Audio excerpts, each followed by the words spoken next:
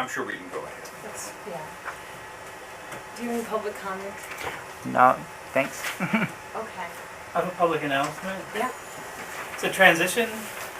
Some of it. Sorry, yes, in transition, meeting, movie, being sponsored by, pass a couple of these around, by several of the town associations coming up shortly.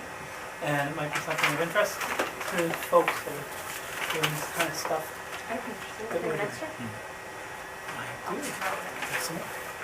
21st. Oh, is this the transition movie that they're playing? Yeah, I mean, I actually don't know that much. Is this the night after I our saw it. last It was meeting? interesting. I Thanks. liked the movie. Is it? I think Yeah. it is. Probably be really fun. Is it the night after our last meeting? Be too hungover. That's my public. Okay. I'd also like to let everybody know that many of you were able to come to this stuff Smith Landscape students were doing in their initial program at the school about Fort Stewart. And so I wrote to the professor, said, how can we do more? He said, but what we can do next is they're going to put up their final proposal in the student center, some dates for like a week and a half in early May. I don't remember the exact dates. I'd be happy to let you know. Oh, great, great. There's Tom. To let you know, so Tom, I'm talking about the Smith Landscape students in Ward 3. Their final proposals are going to be put up at the student center for 2 weeks in early May. I'll have to let you know the dates. I don't remember what the exact dates are. And there is an opening reception, and there'll be a book where you can write. And they looked at 6 or 7 real areas of Ward 3. In particular, the cemetery, Yeah. Danielle was there, and what else? The cemetery, they were looking a little bit at King Street. We missed the beginning of this. They were looking for ways to open it up so people could use it, Yeah. you know. It might have a vegetable garden. You have a strange piece of open space and nobody can get in. People are dying. It's too easy to walk my dog through there. Yeah. Get into it. Well, you go in, you circle around and come back I don't out. remember the exact so you're dates. not I supposed to will walk your email dog the this way. VRC It says about the it says dates. absolutely no dogs allowed. I live just 2 houses from it. And But you didn't see people the sign. go there, But take the- their I don't dog really out of the know. car and I want run to their talk dog to in the the students. cemetery. So on multi They come back there's in. Spanish. Go to the opening But reception. up to a dozen chickens. It's going to be someday on Per late day. gravestone. I'll let you know when it is. Okay. All right. What was the third thing? Sorry to rein it in here, but Cemetery? let's do this. They The said fairgrounds, Fairgrounds. exit 19, there was all And these, it's engineering students or? no, they were landscape Landscape students. students. Exit 19. Wow. And when is the presentation? I don't remember the, I'm going to email you all the Oh, exact, sure. the time and day of the reception. So The Bob was opening- doing public comments. Yeah. Well, I it's think, several people. look, and I want to congratulate Mr. Weiner on his upcoming Oh, thank you. public event. Make sure you get that on film. Okay. Don't look at me.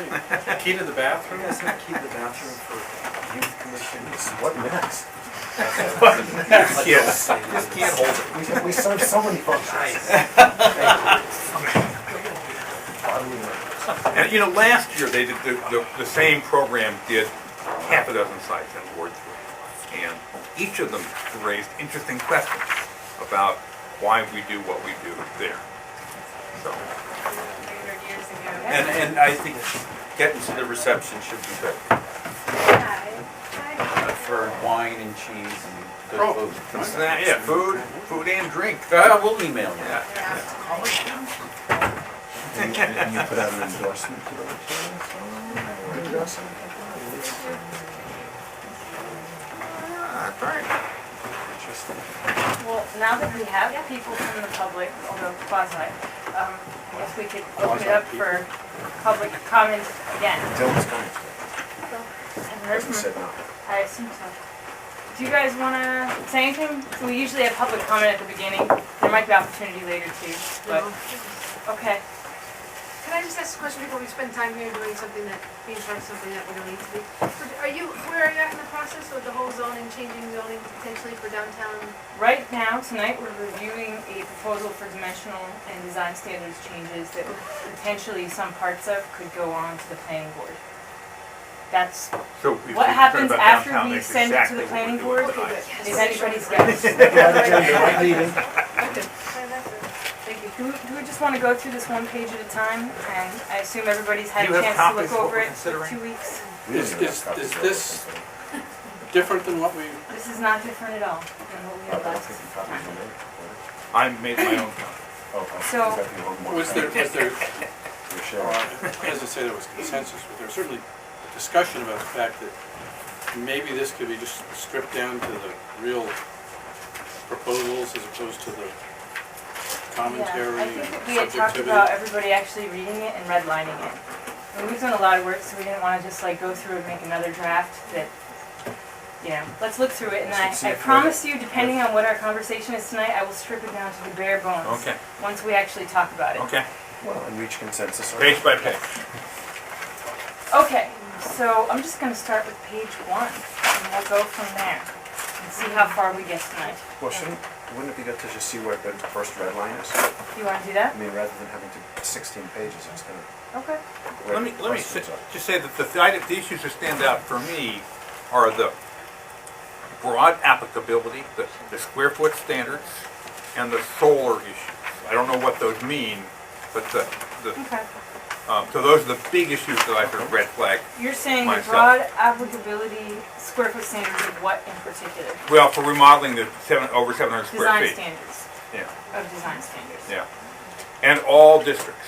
So those are the two Okay. things that I think All will be districts. much more difficult to be put in place. Okay. And, And there's the solar And the issue. solar. Yes. yeah, that's right. Listed up. Okay. Other big things, now last time we talked about open space, so I'll just put it out, I'll just list it, because that's clearly something we need to look at in more detail. Anything else broadly, big issues we want to make sure we hit? Were we gonna go through, or? So is that I some? just had the suggestion to, if people had already acknowledged that there were things, they could say it now rather than doing line by line of 16 Yeah. pages. Okay, so We you have, want me we to have just broad say, agreement on a Well, Well, page. we had a Anything whole on- meeting. Yeah. And I think what we have to do in this meeting here is sort of, you've got some standards about when they're gonna kick in. Yeah, there's that. okay, And so we have to decide whether standards you guys propose or what we wanna do. okay. And Let's just then, I'll briefly summarize each page for the general point, and then we'll say, do you have something on that page? And then if not, we'll move to the That's next fine. page, and if Okay. yes, then we'll talk about it. Okay, so the first page is the goal, the problem, and the analysis. This is a summary of why we're interested in facilitating higher density in the existing urban districts, infill, what we've been working on for 2 years, while minimizing the negative impacts. The analysis is basically from the analysis that we did for the first forum here. So basically, we're looking at our non-conforming analysis. Any comments on page 1? Nice job. yeah, ready to go. Okay. Second page just continues that discussion. Some key points are at the bottom of the second page. This is like the real takeaway of our analysis, kind of for the past 2 years. I can go through them, or if they seem fine. Does Is there any anybody have an comments issue on with it? this? Anybody have an issue with any of it? I think we need to be careful with the setbacks, when we start talking about garages, and I think one of the ways to make the distinction is to have, to be talking about existing structures.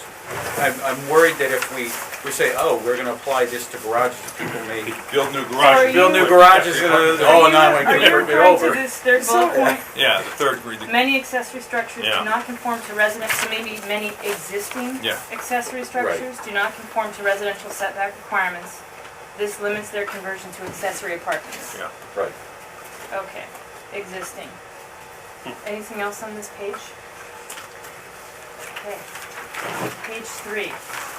You know, I think the numbering is different on some of Oh, the copies. You know, Oh, depending on how you're. okay, it no, should it's say not public looking right, feedback just nearly if at you the top of identify where you page are. 3. Yeah.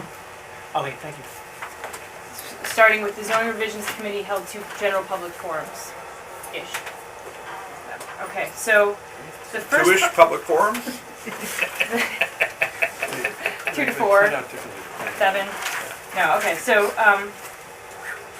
this is sort of a summary of what we thought we heard from these public forums, based on, the original summary that we passed, the second one that we passed. This isn't supposed to include interpretation, which is on the next page. This is supposed to include what we think we heard at the public forums. So, and it was based on what we already passed, but if you have any problems with this now, we should fix it.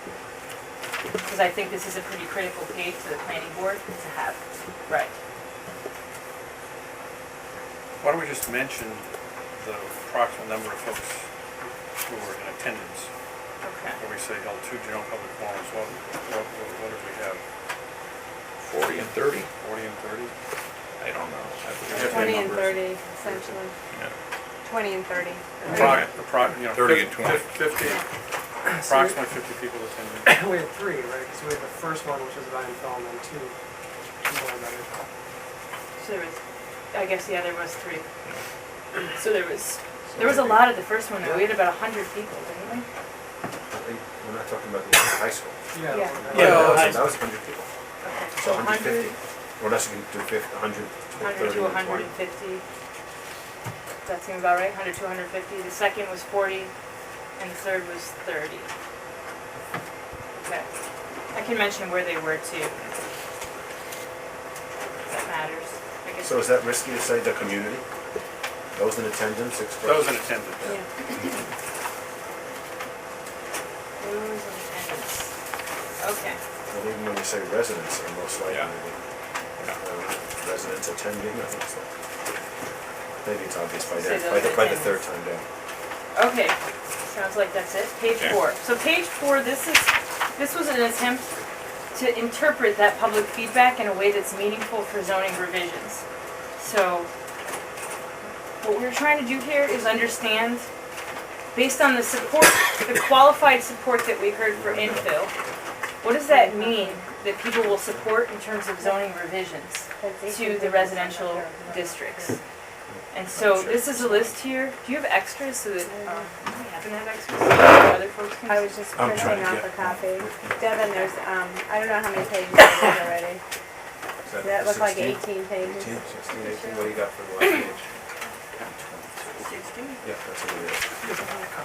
Actually, somehow I got that. Excellent. I can do another one that's back to He them. has his printer set up. We're on page Big 4. Yeah, what a old guy print. He's sitting there printing out the document. Sneakily. Okay. Multitasking before our eyes. So this bullet pointed list is supposed to be kind of based on what we heard. What do we think people are most likely to accept in terms of infill? And those should guide the kinds of zoning revisions that we're looking at. And what do we think people are least likely to accept based on what we heard? Does anybody have any comments on just the first part of this page, not proposed improvements? I'm not sure about the order, I would just list them, but to say that we can honestly say these are the most acceptable to least acceptable is kind of a hard thing for me to, Okay, you so can how- list them, but Could you say why you wrote that? Did you really feel you were getting that kind of feedback? Because I wondered about that too. Do you want to talk a little bit about? it's not like we asked people to vote or No, rank no or rank. anything, there was nothing, We There's no just say formal some of the themes that emerged Yeah. were How about, so we don't like the listing in order. So some types of infill that people would seem to support. I think if you just took it out, arranged from most acceptable to least, it just says the following list indicates acceptability. It's, These are things that people, well, except then the ones at the bottom were not. yeah, I mean, I think the point is that we got the feedback that some people sort of are in support of infill and some people sort of aren't, you know?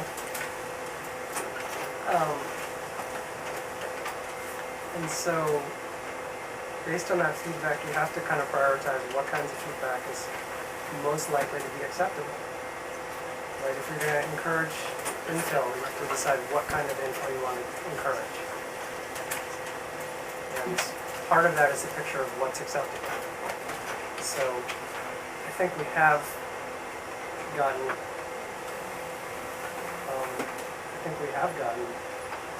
feedback similar to this about what would be acceptable and what wouldn't be. in those three public forums. Acceptable and not acceptable, yes, but to say this is the order is no. I just can't see how you could More say. to less acceptable?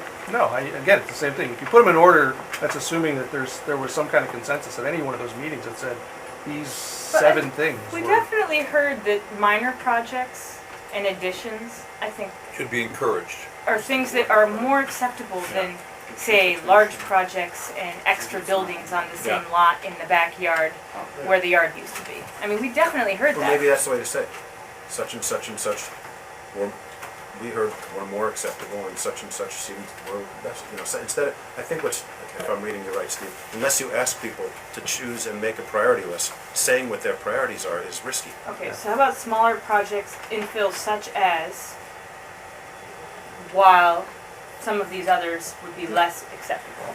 But I think also Should we some have- of this more detailed information here isn't, I mean, at the beginning of this, you're setting out saying that this is, we got feedback from 3 meetings, including that's maybe almost 200 people. But really, you didn't get the specific type of feedback about some of these things until the smaller, really sort of not Till the fully 30 and 40. representative, Yeah. 20 and 30 scale meetings. So I think that it may be harder to judge what the acceptability is from a smaller set of public comment than it would be. But That's we're what we asked to have. get That's what we public got. input, and those are the people who showed up. I mean, Right, but then to extrapolate from that to say, you know, well, we need everybody. to have something that's the basis of our decision, and they came to our meetings. So, otherwise, it's just an arbitrary basis of our decision. if No, we it's don't- not arbitrary. It's having listened to public comment, having the benefit of 2 years of research and deliberation and other Should we conversations. phrase it more like that then? And I'm also unclear what's what consistent with Carolyn's the saying. sustainability plan. Are you saying that in the first meeting where we had 100 whatever people, you heard one thing, and then you heard something a little different in those second 2 meetings where there were fewer people? Or I don't think we got to the level of detail in the first meeting, so Yeah. I'm not sure that we could have even extrapolated any information from the, you know, it was more of a broad, you know, take comments, but there wasn't, where there's the most recent meetings, there was a specific targeted message that from which we were trying to get feedback. So I don't know that we could say that we heard the same thing from the bigger meeting, because there was nothing on the table at that point. yeah, and I would agree. I was trying to remember more what happened in the first meeting, and I was looking for notes for it. And I thought this sounded like what I heard from the second 2 meetings. Yeah, well, we asked more detailed questions Yeah. in the second Sure. meetings. Yeah, So I should we think I'm break it just- into 2 categories of sort of more acceptable and less acceptable? I think grouping them makes sense. Okay, and if we do that, where would we draw the line? Do we agree that more acceptable would be sort of accessory units, additional units within existing structures? I think in-scale additions would be acceptable to me.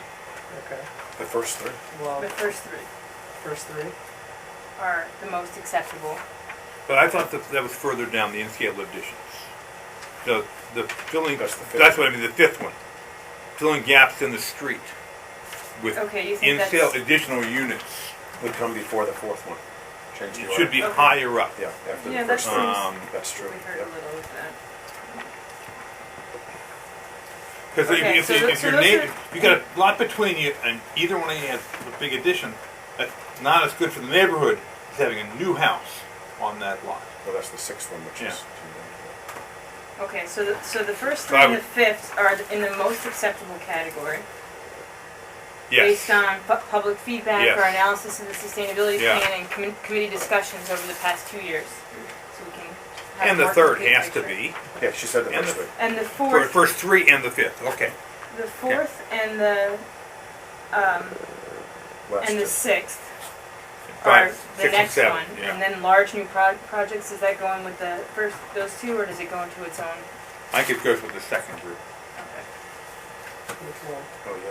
'Cause that's So, creating a new large 1, one. 2, 3, 4, 6, and 7 go into the less acceptable types of infill. Does that seem okay? 4, 6, and 7? 4, You left out the word in there too. It needs to be filling gaps in a street in number 6. 4, 6, and 7. Which is should have Okay, numbered them. okay, fine. Filling gaps, Numbers in matter. the street, okay. So we've got for more acceptable accessory units, Adding units with no external changes, adding units with minor changes, and filling gaps in the street with new buildings. That Yes. matches the scale. Yeah, they're in scale. Okay. And then for less, we have additional units within existing structure with major renovations, filling gaps with out-of-scale buildings and big new projects. Basically, these new subdivisions. I think we want to be careful about what value words we use, but you're right, we want to indicate that we are more common in favor of these four ideas than the others. Okay. More acceptable and less acceptable? That sounds... I'll leave that to the grammarians among us. We can take one last look at the language It's a significant. next time. Okay, anything else in? Then- Yep. Or if you're moving on to the next paragraph. Yeah. Further? I would just say, in addition, the committee heard some support for innovative housing, Okay. period, without the nodding of heads, Yeah. folks approach, I mean, Okay, okay, fair enough. So in addition, for innovative housing and, that's the first, Not even mention cottage, What and if- say what such about as. the- no, for You example, leave that. no, I mean, the examples, yes, but yeah, get rid of the nods of approval and, folks walked up afterwards and whispered in our ear. okay. Gave us some money. What about this mention of adaptive reuse, that stays? Yes, it's that, yeah. We didn't want hear to any encourage adaptive significance. reuse. Actually, that's part of it. So, in addition, we heard some support for innovative housing, including cottage housing and adaptive reuse of, Mm-hmm. whatever, existing non-residential structures like churches. Okay. And there's many other kinds of structures besides churches. Yes, So- schools. Except you said that comments about them were not made by foreign persons. So. Well, I think that the thing was is that while we were talking about that, that was when there was like the nods and Yeah. Okay. so that was sort of interpreted as, there wasn't a lot of comment though. Yeah. I mean, most of the discussion focused on other types of infill. And we had this strange case before us now at hospital, so, and how that has happened. That institutional reuse of buildings. It was done through a special zoning district. I'm just saying that the phenomenon of It which has exists. happened. It exists. Yeah. It's happening. So Okay. as far as cottages, the one thing I wasn't hearing is how they would actually fit in. I mean, people were kind of like, okay, that sounds like an interesting idea, but I mean, much of our fitting in discussion had to do with homes fitting in on the streetscape rather than the way a cottage housing development would work. So that, I would just have that one caution in there. Do you want me to add a sentence here? Maybe we should add a sentence. You want me to add the caution into this, or you want to add it in our discussion of cottage housing later? Or you could just say there wasn't a lot of detailed discussion about how that might Right. be And I built think out. it would need to be researched further, but there Yeah. did seem to be some support for the concept. But I think that's Yeah. a good point, is Yeah. that there's support for it, but nobody really has any, most people don't have a well, good they saw the sense houses. of how That it looks looks cool. What it is. and how it will look in our traditional neighborhoods as well. Got used to co-house.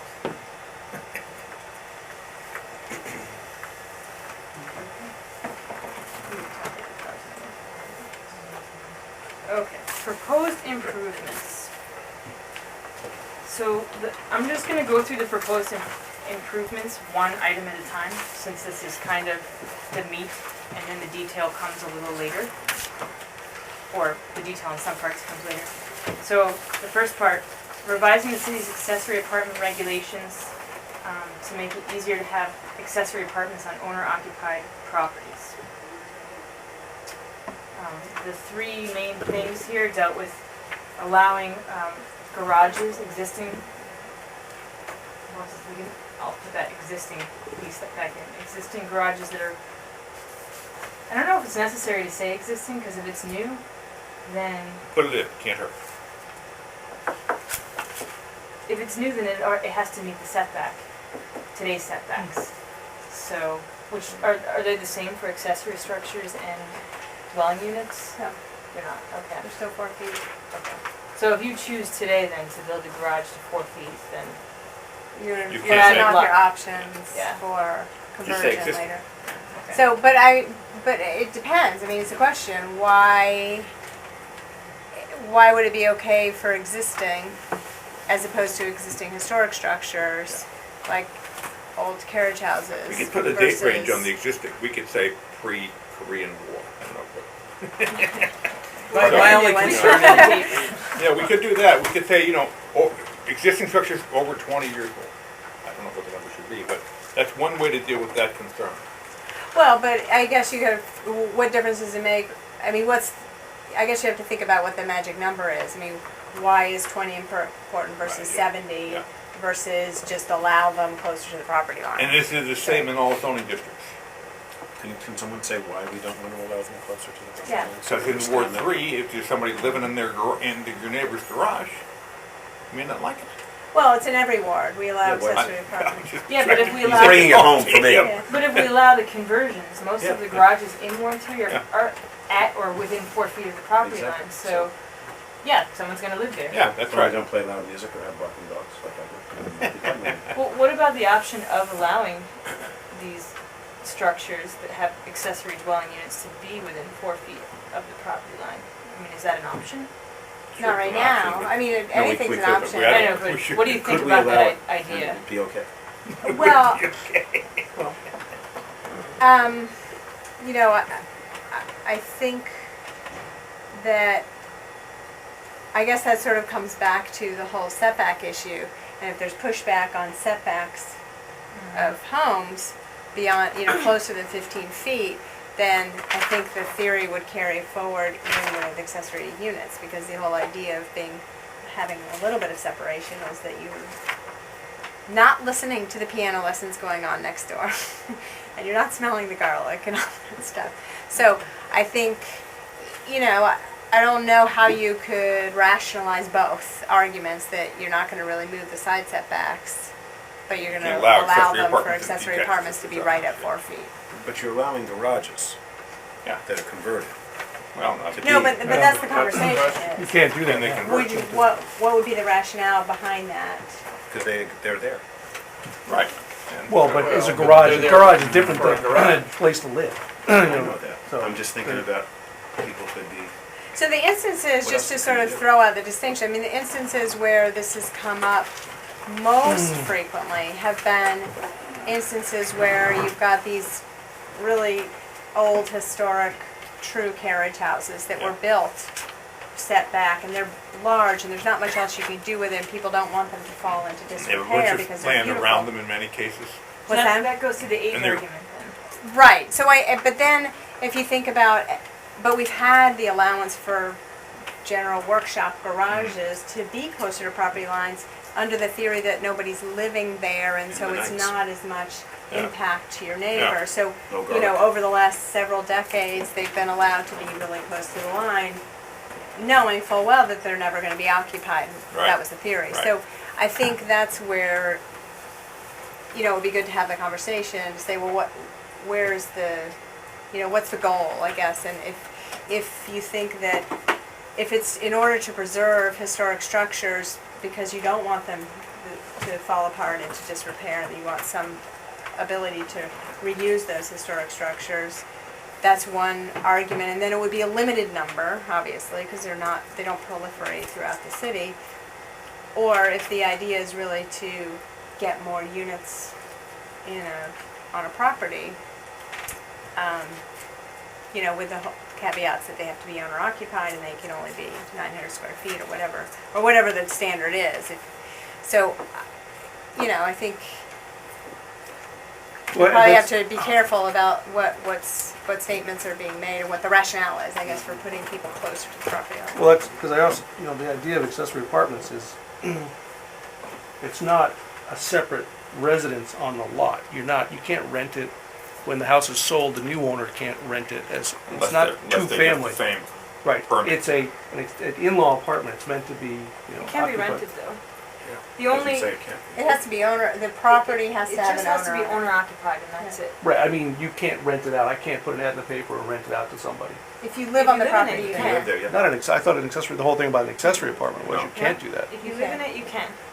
It's supposed to be supplementary income for an owner occupier or for mother-in-law or other family members. So it's So supposed there's to some be, choice. the only part about it is that it's a special permit by And if you want to charge an your owner mother-in-law, occupier. it's fine. It's limited in size. And it's limited in She size. might That's right, we know, the father-in-law, Father-in-law apartment. far fewer of them at that age, sadly. Those should definitely not be allowed close to the property line. So it seems like while it is worthy, obviously you don't want to discourage disrepair Right. of historic structures, we also have been very focused on the idea that this is a way to To do it. somewhat innocuously allow for small-scale infill in a way that is more acceptable to people because it's owner-occupied, Yeah. because it's small, Right. 900 square feet units. Mhm. So it is really more than just a historic structure. Right. Not that that's not a worthy goal in and of Right. itself. Well, I think can we it get all is. the historic structures in with a date and come up with a square foot setback that we all think is good for everything else? Those are the two things that we're talking about, or not? Yeah, and it could vary by zoning district, Yeah. that size And setback. it could not apply to all zoning districts. Yeah. I think it's only 10 feet Right now? right now. So it's really only structures, is that right? Or 10 feet in URC and B and 15 feet in for UR. detached structures? Yeah, For detached accessory structures, you can be 4 feet from the property Yeah, line. that's what In C and From B. the side for and the rear. lived-in structure. But not for lived in. Oh, for lived-in, you have to be 15. 15? 15 in Oh, for all ABC? districts. Yeah. Yeah. No, I'm sorry, but for the outlying districts, the detached accessory structure, if you want to live in them, it has to meet the same standard as the principal structure. And so in outlying areas, those setbacks are different. And we've A, B, and reduced C. them down to 15 feet for side setbacks, but they're sometimes the rear setback is bigger, So we could just do it for B and C or. or A, B, and C. Or something. So, but, this is my sister's question. So then, if you have a existing house that's non-conforming, you can add an addition up to X feet as long as it doesn't go beyond the structure? And what's that, X feet is 10? By right, or By you right. can even go to a public hearing And Yeah. get down to right, what? to, Little as they give you. whatever the existing nonconformity is. So we So can if say, you're 5 So we can do feet, the if same your thing? structure is non-conforming to 5 feet, you go public hearing and potentially expand the non-conforming. so could we say 10 by right, because you can already live up to 10 feet by right, and you can even expand your non-conforming to 10 feet by right. And then up In to all. the existing nonconformity by special permit And that would be A, B, and C. in A, B, and C. Fine. But Or in all. but there's No, no just A, B, and existing C. nonconformity at 8 feet or 6 feet for a detached structure.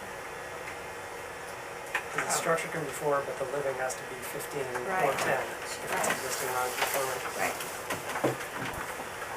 I mean, the big thing is we want to make it so these people can have these places where they can live, so who cares if it's 10 feet or 6 feet? You know, we just really want, I mean, it could be. Well, until No, I it's just, your I don't neighbor. mean, I don't mean who cares how small it is. It's like, let's have something that it makes it possible. Well, I mean, it seems like that was a little bit semantics, the nonconformity then, up to the existing structure where it is by Yeah. special permit. But then you kind of do have the issue that you could build a nonconforming structure knowing that in the future, So set a date. Someone would live in it. so just set a date. And we want to exempt all the As- historical things, so go back to 1945 or something, everything. Or as of the date established on the ordinance, so anything that was built after today or whenever. It's by special permit to get the in-law apartment anyway? I mean, If it's detached. So it's a special permit anyway, just, Well, except your next bullet is to make it not by special permit. Yeah. it's You not weren't by, supposed to see that. it's not by special permit unless it's, you know, less than the existing side setbacks for the zone. I mean, if it's less than 15 feet. Or whatever the zone requires. Well, right now, for all intents Okay. and purposes, it's Okay. 15, Okay. let's use 15. So I have a question. In terms of setback of a garage or whatever it's gonna be, let's say somebody's actually, that structure's already on the property line.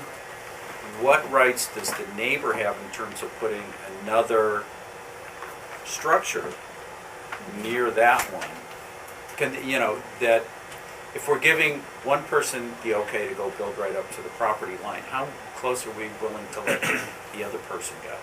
And also, in terms of maintaining that structure, what makes sense, you know, like, what should you have, 4 feet, 5 feet to get around your building and paint it?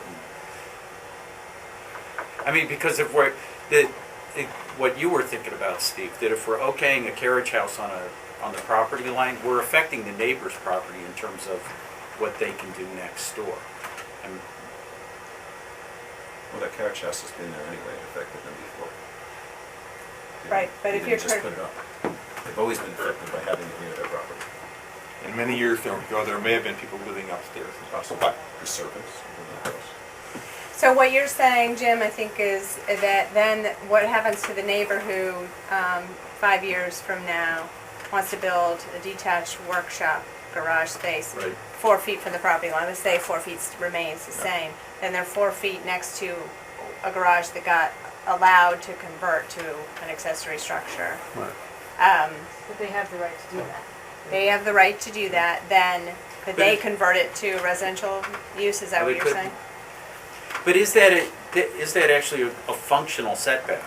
I mean, that if You have 8 feet between the two. and- maybe they're supposed to be 8 feet, I don't know, it's, It would be 8 feet. I mean, if you're talking four from each property line, It's 8 enough to feet get between your the two stuff back. structures. Right. Unless there's a nonconformity at 0, so. Right. So you could have an alley, a 4-foot alley. And so you got, somebody has a living in an apartment, and the guy next to him decides to build a 2-story garage in his right, 4 feet away. Just basically walls in, one half of one side of the house. see those happen every day. Yeah. It's a spite house. Yeah. Or a fence, or an oak tree, or, a couple of 30-foot arborvitae. Square footage, minimum, maximum for these. It's 900 square feet max. And they need to, the principal structure needs to be owner occupied.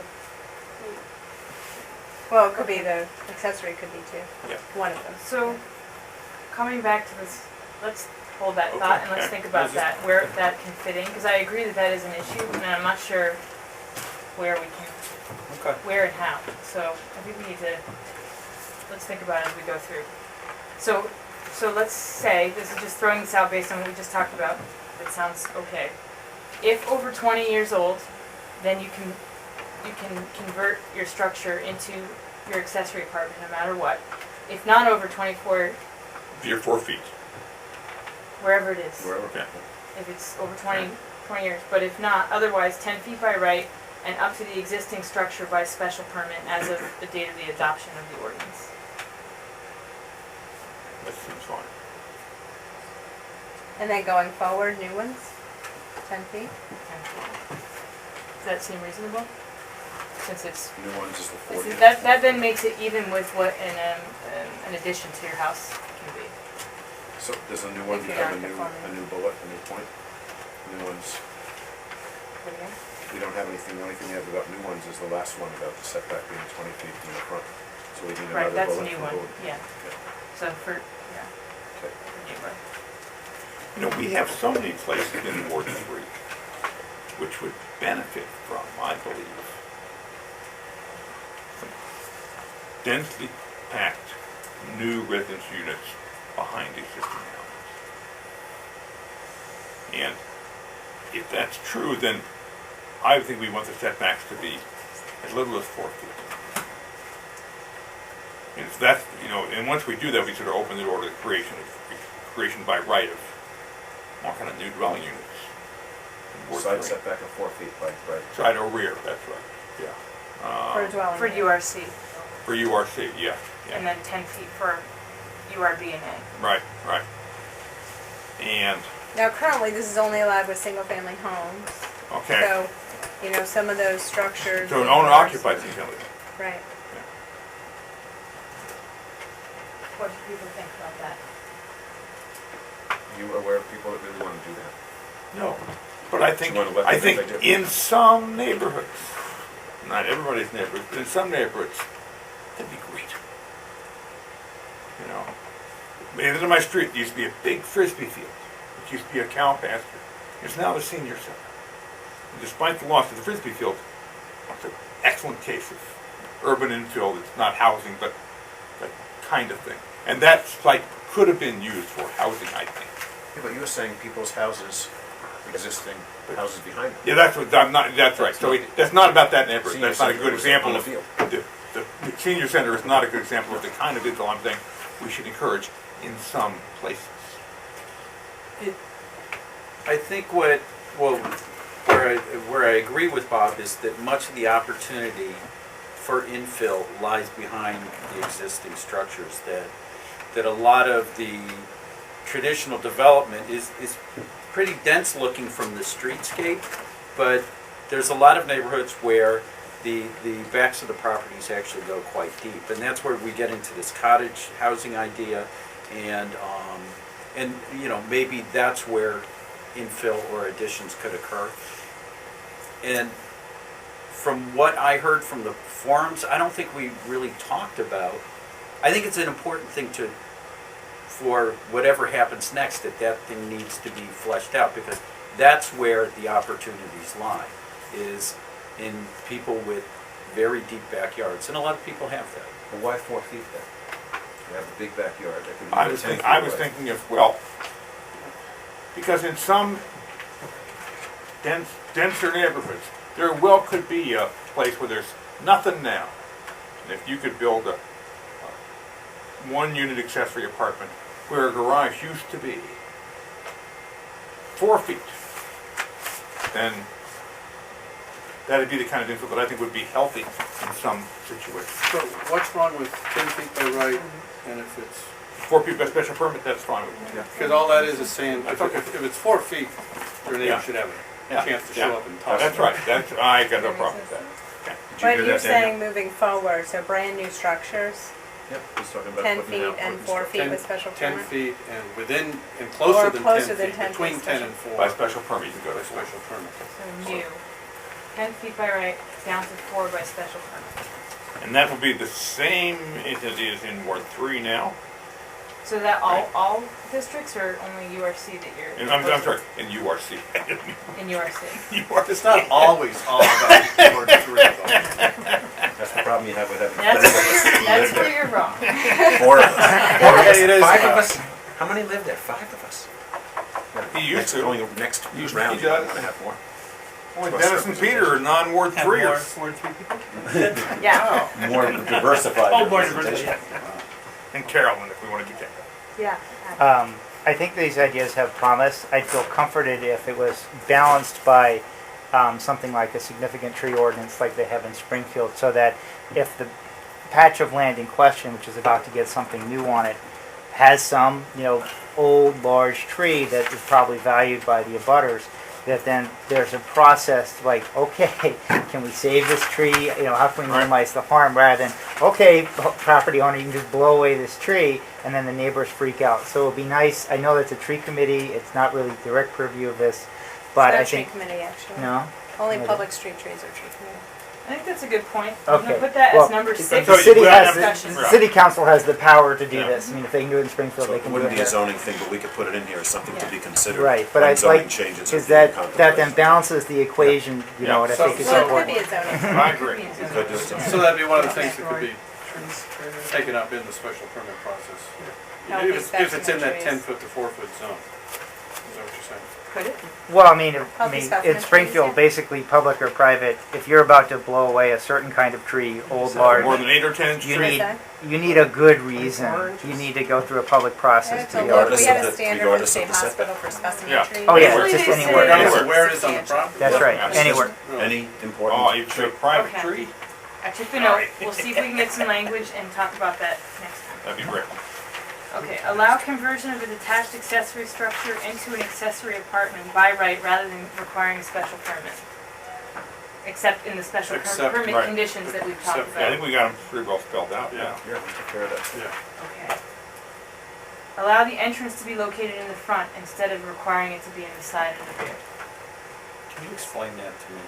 I'm reading it, I'm like, what does that mean? So the reason why the detached, or any accessory apartment has to have a door to the side of the rear is the whole concept when it was developed was that an accessory unit is invisible. So it's still primarily a single-family home, and Right. you couldn't really tell Tell. from the street. Yeah, So if you have side door, multiple back door, yeah. doors, then you think, oh, that must be a unit. Yeah. So the rationale, I mean, it may not be valid anymore, but that's why it's there. So Okay.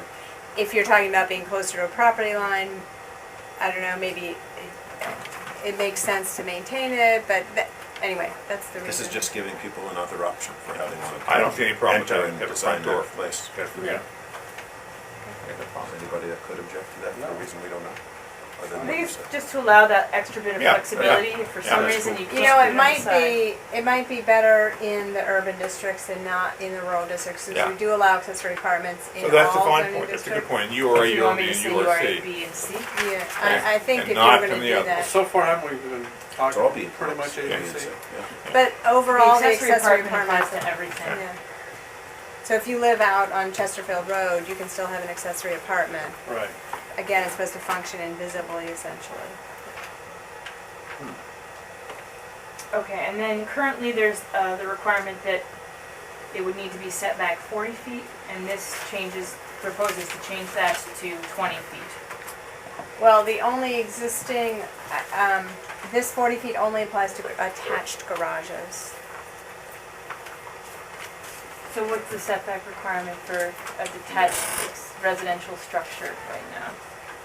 So wait, this is allow a new attached structure for an accessory unit to have front Oh, setback. I see. 20 Did you- feet. Did you mean attached or Change before. detached? Yeah, I wasn't clear, I guess. That was just so long ago, I don't even remember. And it only applies to garages, not an accessory unit. So if it's an accessory unit, it's part of the house. It's just, so if So it it is has the same attached, setback has the as the same house. setback as the house. Okay. So It's what just for about, garages that if you're attached, you need a step back essentially from the front plane, so it's not eating up so the garage door Can't isn't the just thing get a that big eats up front the wall. house. Yeah. so if you were to convert an existing attached garage, oh, but then it would just be non-conforming. Or if it wouldn't be a garage anymore. Garage. So it'd be okay. And it would be conforming anyway, because it's attached. So we need that. So we don't need it. We don't need it. Detached, If it's is detached, though. there a front setback for detached structures? That's different than It's less, actually. this, okay. Okay, so we don't need this. Okay, number 2. Anything else on that before we move on?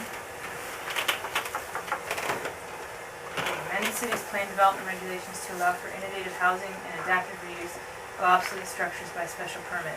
So I think that we all kind of agree in principle on this, but again, we haven't really worked out the details. We have a lot of example ordinances and bylaws from other places. So what do we, this might be something that we, kind of give a general recommendation and then say that some future committee, whether it be a future ZRC or an ad hoc committee or whatever it is, actually needs to work out, or the planning department needs to work out the actual details of how this would work, because we really just haven't gotten, to So what that is the layer. basis for the details you gave? Where did that? The basis is the cottage housing thing that Carolyn provided us. So I just stole it from somebody else's cottage housing. We could say possible Use it as for an- consideration. Yeah, For example, possibilities to be explored. This adaptive reuse issue is near and dear to my heart because my wife and I are looking for a place we can convert to residential use among our fine stock of buildings in Northampton. Really? Got a And lot of so- churches for it. Yeah, so I think the cottage or pocket housing language is fine. I think we shouldn't say, on the adaptive reuse, we shouldn't say 4,000 square feet as a minimum. I think maybe there shouldn't be a number. Yeah, I don't think there should be a number. Because if there's 1,000 square foot little mill house that Dennis Bidwell has his heart set on, he should be able to convert that to a residence without any. Okay, Without a hold on problem. 1 second. Okay. Are we done with cottage and pocket housing? I don't know if we those have to are say just- the those are- size, let's say 850 square feet. Somebody could want a 500 square foot unit. Well, I think Dennis was saying, for example, he added the Yeah, word. here are So, some for examples. example, some Okay, possibilities to fine. be Yeah, explored by Yeah, unit size, minimum unit size. whoever hashes this Yeah, out. that's right, Okay. okay. Yeah, maybe, yeah. Well, you put that in the last one anyway. Now you're saying all of them. will Yes. be Examples, I think. Yes, that's right. I have a subset to maybe consider. And that while we've been doing all of this work, one of the things that keeps standing out for me is when people are most concerned about a development, that it involves townhouses. And that the theme I've seen with townhouses is people like them when they're up against the street, but once they start going, once we create these little complexes where the townhouse is kind of a phony street or something like that, that they don't go over so well. And it's just an observation that, you know, Let's talk about that in design standards, because I Okay. think that's where that fits. That's okay. Sure. All right, so it sounds like cottage and pocket housing is good. So Bob, you're on. Yeah, yeah. Adaptive reuse. Yeah. Taking out the square. So I think we should take out the square foot minimum. Why was it in here? Just the Four conversion, thousand square feet. so it reads conversion of a building to a residential use. Yes. We could say from, that's okay. So any building that's currently a commercial use Yeah, yeah. in the residential I don't care if it's district. a cab stand. So maybe you should say that conversion of a commercially used building. Well, Does that have to Or be currently, or it could be a church. It doesn't It's have to be- obsolete building, it's obsolete structure. obsolete or? Obsolete or structure. use it? So I think we shouldn't have this. Define obsolete. What? How do you define obsolete? No, it's either in use or it's standing idle. Your iPad 1 is obsolete. Rub it in, planned obsolescence, we call that. So I think that we should just take out the, and really want to encourage, because we're, you know, we have had lots of issues with this kind of issue here in Northampton. We will have many more, much more as we go ahead. Well, this is a special permit process anyway, so Right. the planning board could decide what qualifies as obsolete. They could even create their own definition and rules and regulations to execute this. But that, we don't need to Are we- define obsolete here tonight. Yeah. Do you remember? Why does it have to be obsolete anyway? Just leave building. It's true. True, it couldn't be obsolete. You can have a really functioning dry cleaning business, and I could want to live there. So If I conversion could buy you out, we should allow that. Works for me, Bob. Dennis is ready to sell. Yeah. And you get all the residual count. Just don't do a phase one on No it. 21E? Does this include going to multi-family use? Or you're We're just getting gonna live in there. that We're getting to the 8,000? second bullet Yeah, point. that's the next one. So. I have an issue with the second bullet point. Let's finish the The first one. first one, we're talking about commercial buildings that are in residential zones. Are we talking about commercial buildings and, Or non-residential buildings, is that what you're talking about? we're talking about non-residential Yeah. buildings in residential zones. Yeah. Right. Yeah. Right. In all, I would say in all zones. Except that. Well, we we don't are- want commercial housing on King Street. We aren't talking. Conversion No of a I forgot non-residential there's building one Or the conversion. industrial park. Conversion, that's right. in a residential zone. I think that's sort of implied, but Yeah. okay. To Residential use. Residential a use. residential use. Yeah. We could say usage. Okay. Because it could be a big building, you have to have more than one use. Could be. I have a feeling there's a particular building he's. No, I've been thinking, because I've been It'll be looking in at all the these paper different tomorrow. examples of buildings that Now it's gonna are be online. 4 times Yeah. as big as I It's a can good do. thing you're retired. Yeah, he's gonna put it on. Okay. So I think we should, and we just really want to encourage this kind of conversion. So are we all comfortable with that, the Yeah. language on that? Yeah. Okay, the second bullet point. Yes, Carolyn. I think two things. One is, this is sort of trumping state statute and the whole grandfathering issue. So the whole idea behind nonconformities is you As long as you keep want on them to non-conforming. conform, and you want them ultimately to come closer. Point. So this, I mean, really this should be addressed in the dimensional changes. Right. Because ultimately, you're gonna bring a lot of those back into, conformity with real substantial dimensional changes. So you think this should just come out and be dealt with there? Yeah. Yeah. That's what it seemed like to me. As long as it's dealt with. And it may not be dealt with in every single situation, obviously, because we're Yeah. not going to zero lot size, so, they're just, Yeah, I see the conflict with the state law. So the dimensional Okay. standard changes So- will allow us to do the conversion in many instances from single back to two and vice versa. right. I think the The thing that's not gonna be captured by the dimensional changes is parking, that this could catch. But it may not capture it that way anyway, I mean, unless you specifically spell it out. How would you do that?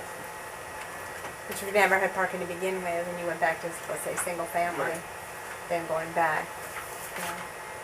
You could create a new nonconformity, because Catch under 22. single family, you might have the parking. lost Just you. as an example. It just means we need to also fix the parking standards, Yeah. so that they're appropriate. Okay, sounds like we want to remove that bullet point, so I'm gonna go ahead and scratch it out. Yeah. Okay. I'm gonna get rid of the last one. We only have one bullet. Yeah. I think we're passing on the detail work of these Yeah. Yeah, to the next group. Yeah, that's So, right. yeah. 3, we can skip because we're coming back to it. Is 4. 3 needed? It just says. Yeah, that's the whole big the whole long bulk of the- dimensional of the- proposal at the end. the- So this is actually amending the dimensional tables Right. as discussed later. So let's just come back to it. Okay, the design standards. So Use what the we had solar. sort of talked about last time is what we thought we heard at the public meetings was that people didn't really want a great deal of, that it would seem like over-regulation to have very detailed architectural design Yeah. standards. But that there were some concerns about site layout and infill, how infill would impact the neighborhoods. So setbacks, bulk, building height were things that there definitely were concerns about, which are partly governed by the dimensional tables themselves and partly bulk and that kind of thing can also be covered in design standards. And then what else did we hear? And we also heard a few comments about, well, we don't want our views and our light. And we heard a couple of people who complained specifically about additions that had Block their somehow light. blocked the light that was directly going into their house prior to the addition. So that's where we started with trying to figure out how can we have sort of a minimalist approach to design standards. So I guess I'll just open it up for, I think there's a lot of discussion probably here. There's one other thing on the solar thing, it's not just because one person complained about their light being blocked, it's because having daylighting in your house and the heat from the sun actually is in accordance with sustainability principles. So it makes sense to not shade your neighbor's house if you can. So, this, it's not clear whether these, your intention was to have these apply to all the above 1, 2, and 3 items, so I think the intent, it seems like it is, but that means, you know, if you're gonna do a detached accessory structure that's 800 square feet, then you automatically have to come in for site plan for design standards. Do you think that's too small of a threshold? I think it's too small of a threshold and puts a lot of regulation on homeowners that, you know, they might want to get a little bit more income and then you're adding cost and time to conversions that you just said were by right, but now you're bringing them into site Design plan. standards. Right. So what would you do instead? Well, I think that, I think you could potentially spell out things that are applicable to, you know, depending on what they are, either have them applicable and just spelled out so that it's not, doesn't require review, something that can just be administratively approved. You can make an addition of a certain size to your own, if you're in accordance with the architectural style of your structure, perhaps. That kind of thing. Right, and whatever is determined to be an appropriate standard for. By staff review. Right, unless, and then maybe there's some additional standards in the special permit process. So if you happen to be going through for adaptive reuse Right. and you're doing an addition at the same Yeah. time, then maybe the whole design gets wrapped in at that Right. point. But I think adding a site plan process to something that isn't, So are we just proposing, you're proposing, just add the word administrative, by administrative? well, I don't know. I think we should have a conversation about what those guidelines are first to figure out. But I don't think, I think Thank 700 you for square feet coming, is ladies. small. Do you have anything you want to And- add before you go?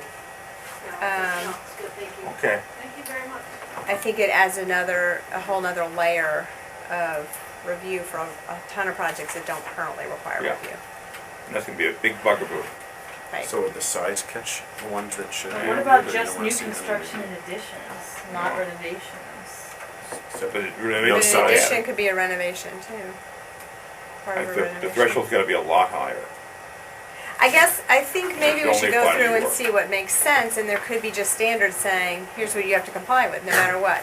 I mean, I think the solar issue is important to talk about. I'm not sure we've had enough feedback and input about what's important with the solar access, and whether or not that's gonna cut off the whole idea of infill. I mean, in URC, how can you do an infill project if And not one talk. point of your building Yeah. is shaded by another project? So I think that really has to be thought out more, because you might be losing what you know. So if we did that, you just comply with the standards, it's by right, so they submit the paperwork to the appropriate body, whether that's planning Is department it a Z or. form? Right, whatever. Yeah, I mean, we don't have to worry about the details of that now, but yeah, if it's. And then there's some kind of process where if they can't meet it, maybe they could get site plan review. Right. So how are you writing it? Did you try to? So I think that we're saying that we're getting rid of the site plan review. And we're saying that we're just gonna spell out whatever the design standards are, and then if they can't be met, so we still have to solve the issue of what they apply to, what size projects, but if they can't be met, then they go to the planning board for site plan review by special permit. And is it still these things, new construction additions and renovations? That stays? I think that's what it sounds like. We can't really detach renovations from additions, it sounds like. So, On these criteria for site plan review are fine my with me. thinking on this was that it was adding floor space. What kind of space? Floor space. Okay. So you're adding 700 square feet of floor space. Whether that's by, Oh. you're you're expanding the footprint of the building by 700 square feet. In other words, Oh, I see. If you're- Nearly. yeah. doubling the size of your kind of average Except for renovation, house. that's why that's So, not. Adding the footprint, even if it's an addition. No, you're but adding- renovation of my kitchen didn't get the same square footage. Yeah, no, I don't think it should apply if it's Well, not then we shouldn't- changing the exterior shouldn't walls. say of the that. No, building then or- change the footprint of the house. or if it's apply. like a detached garage, Yeah. that you're putting a unit in, but it Yeah. was there before, it Yeah. doesn't seem, So it has to be over, so. so what about that just language go then? around New footprint. New footprint. And I think So apply 700 design standards to all new construction additions or renovations that expand the footprint of a structure by over 700 square feet. 1,000 square feet, I would say at least. You think that 700 is still too small? Yes. Because 700 is, well, like, Well, so, Well, you could differentiate new construction versus renovation, because a 700-foot new construction, or even a 1,000-foot new construction's not that big. that's right, especially if it's 2 stories. So, Well, separate. well, if you're we're talking about that's footprint. huge. That's the, We're talking about the footprint. Height. 700 footprint, 2 Okay. stories is 1,400 square Okay. feet addition. which is Which is Well, the it doesn't size say, of the it doesn't house. say a that. relatively, that's We would a add modest that. size house. Footprint was added. Okay. So I'd say, you want to differentiate between new construction and renovation. Or you want to just say, pick a number. Yeah, But- and I think we do URC and URB, and that's all. Recommend that. Because you are a, Okay, so what did we just agree on? Somebody summarize So that I for me. suggested that the threshold for footprint be 1,000 square feet. That seems big to me. Why is it? And you are A, B, and C, 1,000 square feet could be a 2,000 Yeah, square that's foot, a big 2-story house. structure. Yeah. That's the size of the house I Right. live in now that So has 2 put units. yourself in the shoes of Sally homeowner who wants to add a master bedroom and a mudroom and a 1-car garage. There she's got 700 square feet. Yeah, and then I put myself in the shoes of Sally's next door neighbor who wants Their son. some sense of what that's gonna look like. But so, if she meets the side setback requirements, I would argue that she should be allowed to do what she wants. It Even may if- be even terrible, if- what she chooses to do. Even if it interferes with the solar access of a neighboring structure?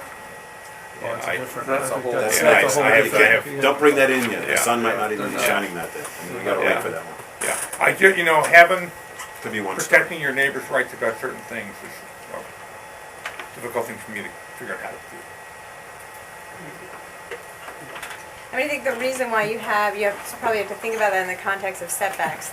Partially, the reason you have setbacks is to allow for some of that. And if you're, and then the other piece of it goes back to my comment before, is how are you gonna get infill if you're saying that you can't at all block any portion Oh, yeah. of your Neighbor's house for an hour a neighbor's day. house, even the back corner, that's not, Well, we do, you know, so- Yeah. now we just got on to the second, I think the square footage one is the one we're on.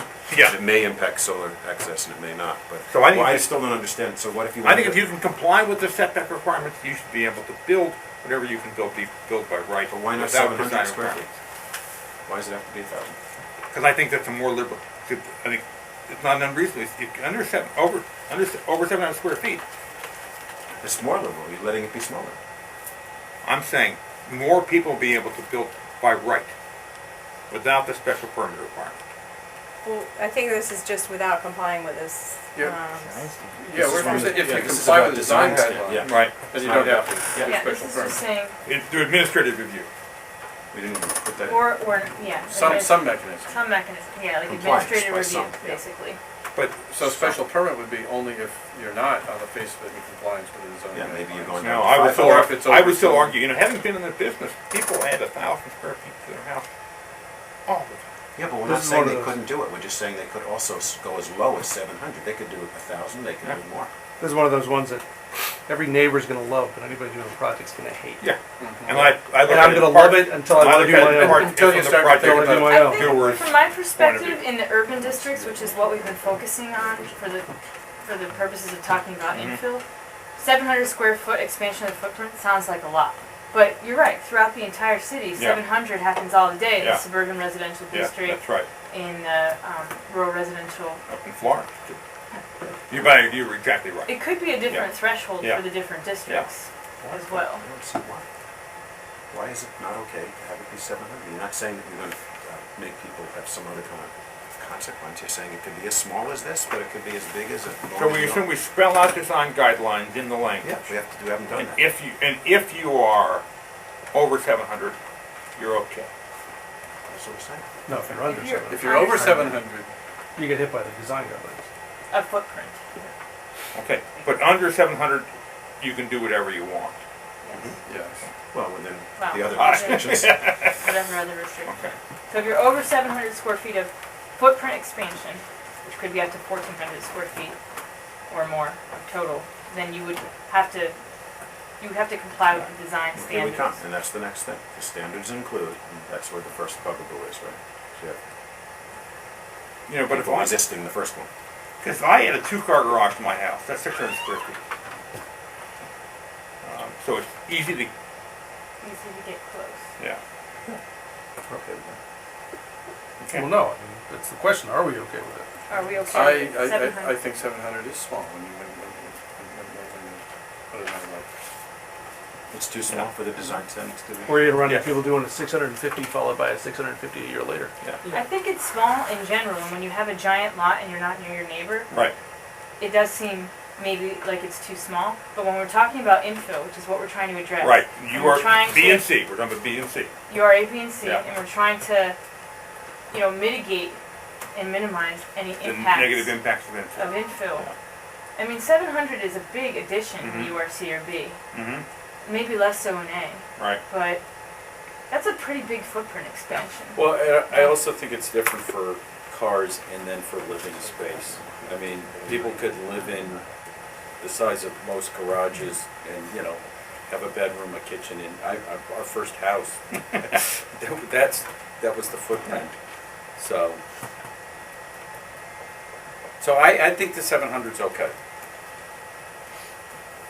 Do we want to just apply that to the urban districts? Yeah, just you. Just the urban districts. I right? think B and C alone, but if we want to do it, that's okay. Do we want to not apply any of this design review to the rural districts? No, we do not. I do not. We haven't figured out the design standards yet, so I think it's Okay, fine to do let's put that on hold and I think we made some progress there. We might just have to come back next meeting Well, after to we see finish what that, we're or gonna this review. one. Well, the other thing is I didn't hear a lot of feedback around design in suburban settings where people Yeah. were concerned. It was all mostly, urban. it was all the urban, Yeah. yeah, so, Just for I mean, that's consideration, what- maybe urban districts only. Yeah.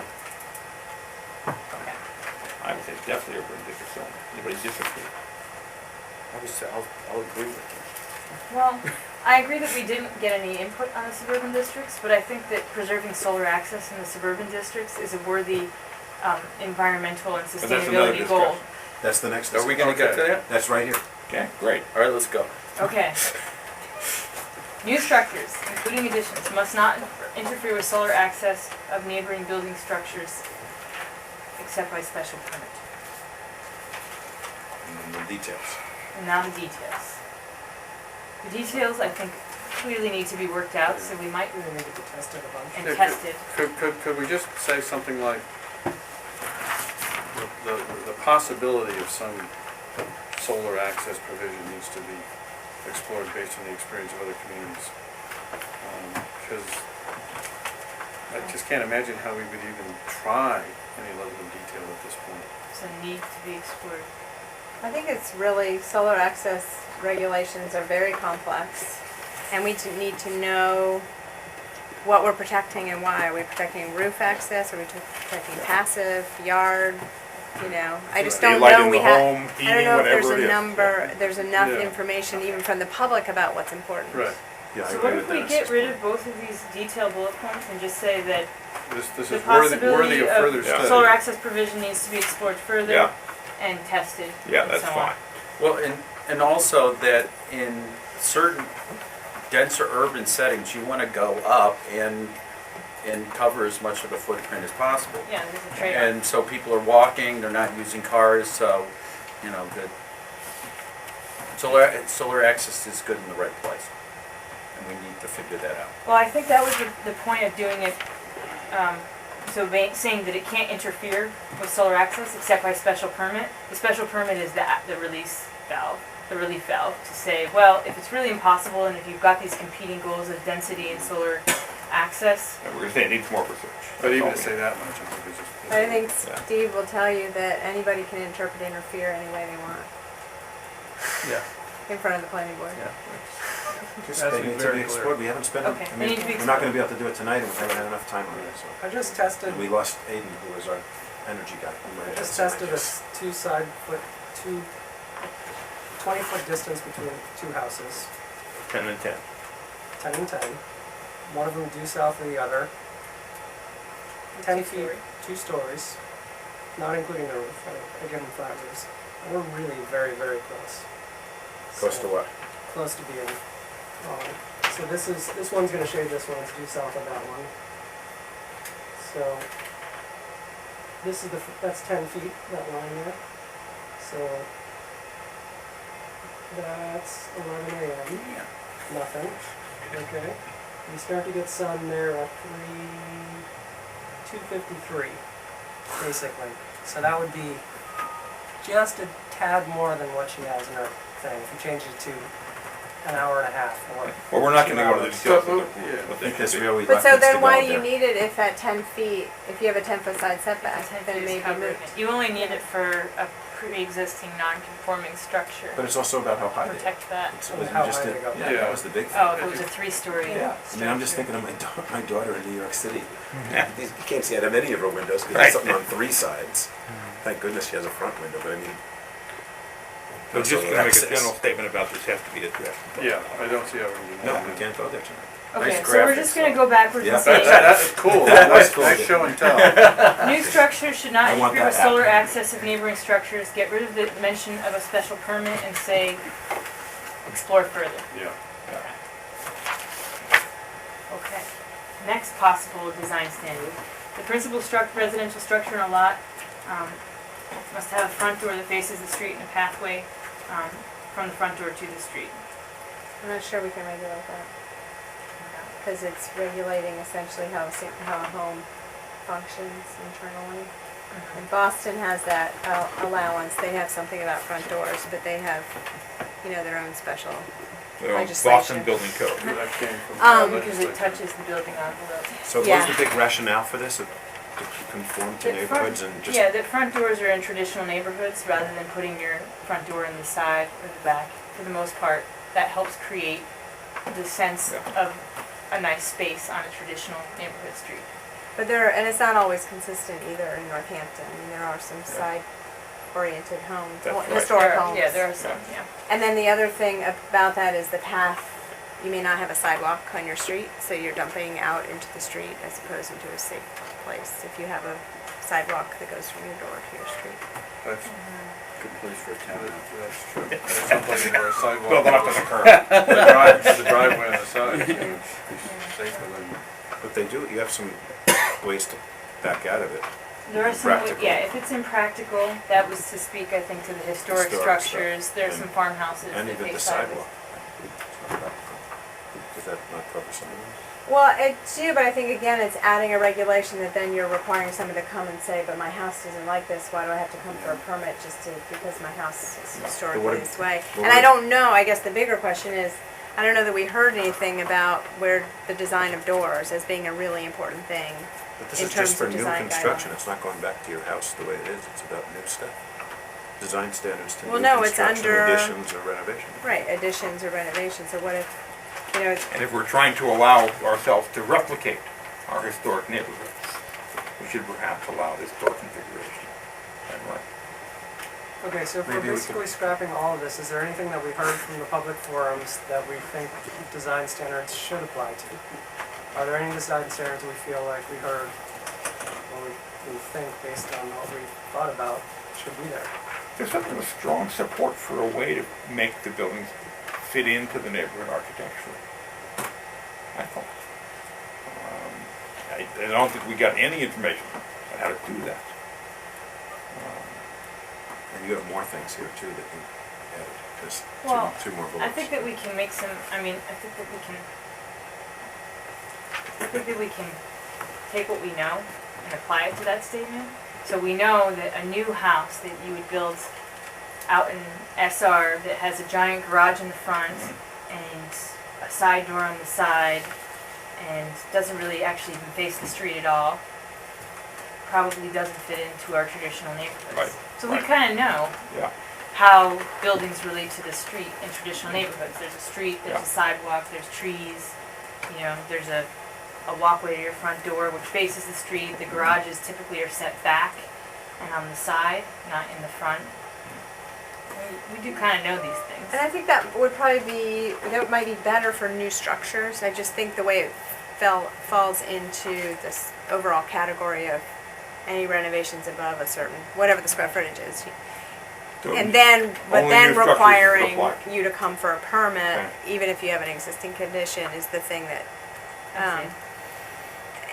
and I agree. I think that there are some certain things within the urban districts that make the neighborhoods, function the way they Unique. do with the, and so part of that is orientation towards the street and for the most part detached garages, although a lot of people are not going for that anymore. So as long as they're stepped back from the front plane, I think that adds a lot to it. But I think, But it sounds like it's questionable whether we can actually even regulate this based on what you said earlier.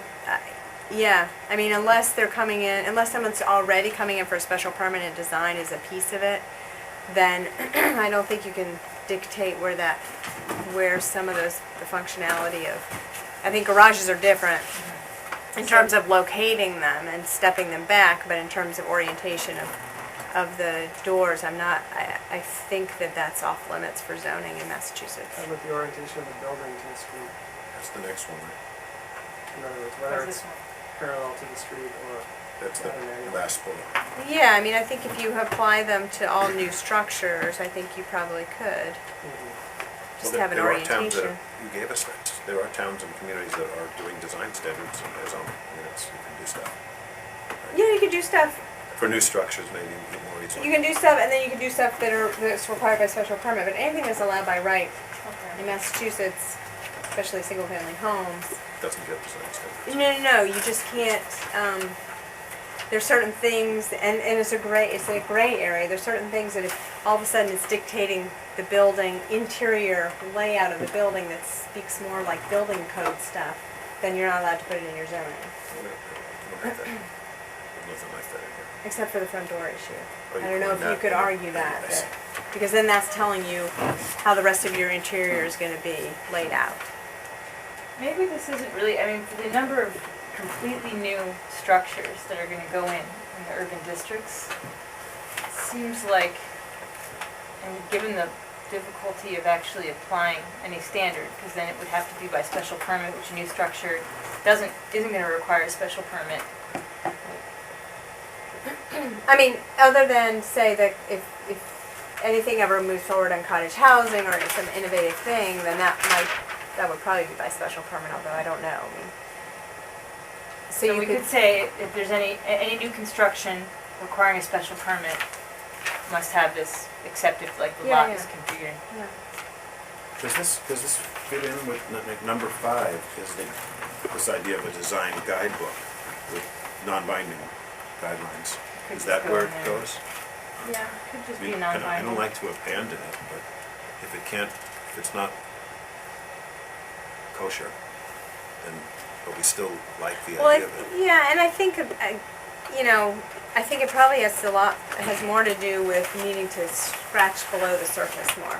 And there just hasn't been time to sort of investigate what things work, what people are comfortable with, how much detail. So it may very well be that some of these things are really important and then you figure it out They further down the figure it out. line. How They about we figure it out. recommend, You may be there, but part of it, but. Well, and is there, Exploring. I want to ask that question though, is there going to be an effort by anybody on this committee to ask for more time for this committee? Because then it might not, or there might still be things that get worked out here, or is this all going to assume that this is now what they're going to do? You know what I mean? Well, I think this takes a lot more than one or One two more more meetings. Yeah. That's what I'm saying.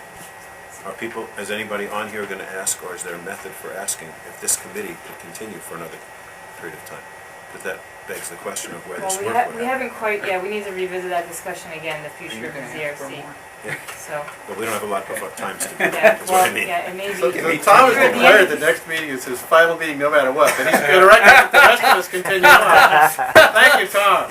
I wasn't Okay. recommending any of you. I was recommending that the committee might continue with even new blood, but Okay, the work might continue. That's Well, all. there's still work to be done, so And it's not I'm like. raising the we're gonna- question of who's going to do it. If we're going to send this all on, are we Well, it goes assuming to the that? planning board and the planning and board. they could decide to ask for another- Yeah, Okay. so how about we recommend that there's some room for exploration of design standards based on bulk, setback, relationship to the street, that this might be one possible thing, thinking about And front solar doors access. and that kind of Solar thing. access. Yeah, we did that already, Okay. we're done with that point. Okay. And that it's to be explored. yeah. That those are the kind of design standards that we recommend versus detailed architectural Right. ones. That's right. And what about Jim's townhouse issue? We need to talk about that now. That's right here.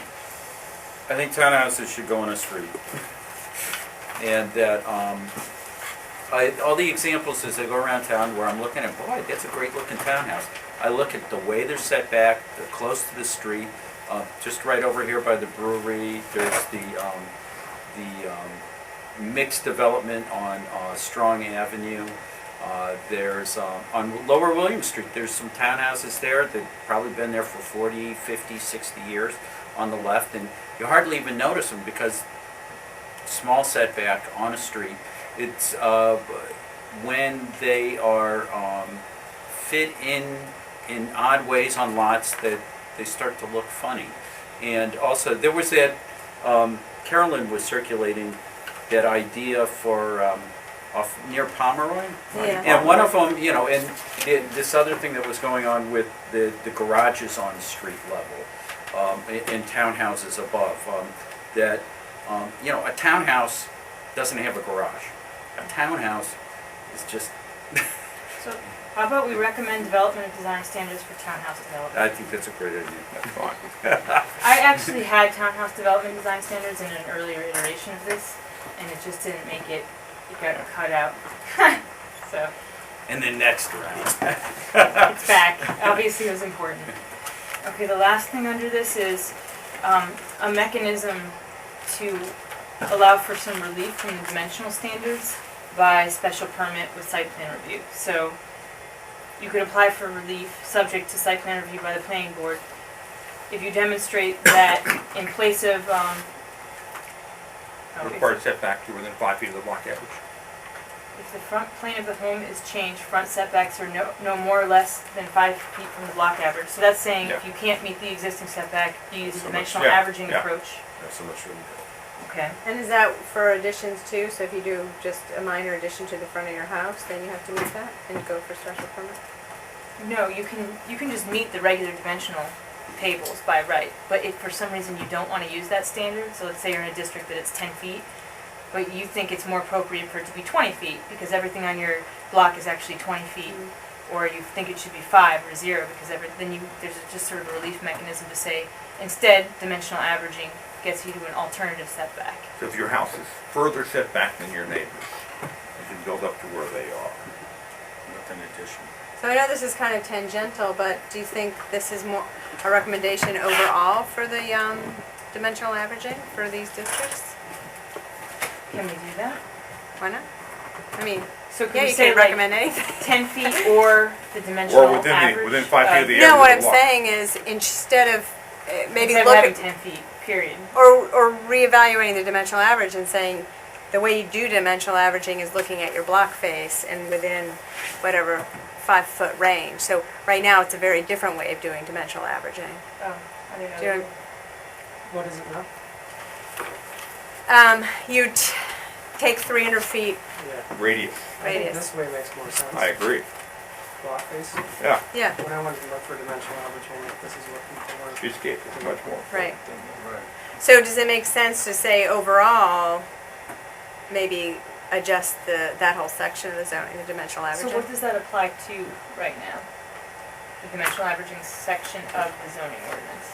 It applies to if you want to reduce your setbacks or your frontage, Oh, so this mechanism is already in place? yeah.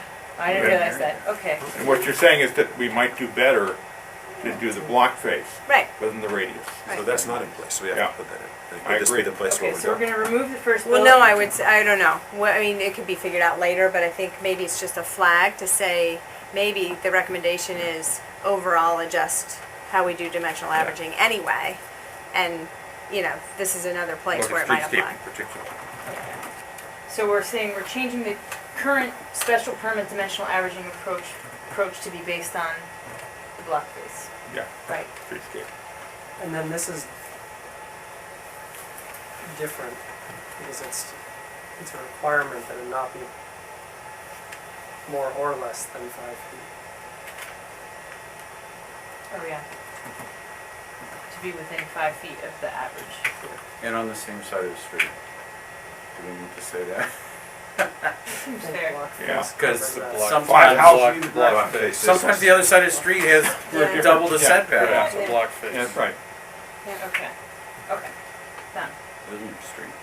Yeah, like that. For all projects in which the front yard will be affected, the front yard must have street trees, which are not subject to solar access standards. Mine. What if you have a really small front setback? A really small what? Front setback, I mean, Yeah. 10 feet is just Right, marginal. right. Unless Not not enough for a possible. street tree. Unless, And there's some bushes, no trees, only got 10 feet. thoughts? Yeah, I've got a probably 15-foot front setback with a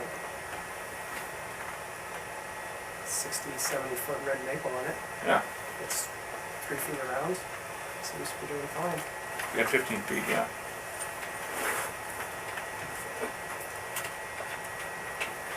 Can we? I think they should be shade trees, not street trees, because there's a difference in the thing. Shade trees. Yeah. Leave it on. Well, do they even need to be shade trees? Or do they just need to be trees? They just call them street I trees. mean, if you're talking Doesn't about, say shade trees. you got a 10-foot front setback and you put a tree pretty close to the sidewalk, that'll give a 20-foot tree, plenty of room to grow. Small tree. Yeah. So it could be a tree that We, conforms. really what we to want the to encourage people to do is have trees in their front yards. I think Unless maybe it it's not shouldn't be, because for a street tree, that means it's in the right of way and and we Some classify city that as a shade responsibility. street Okay, tree. I So I guess maybe if you crossed out street just across Edgewood Street. Do you want me to add the unless not feasible?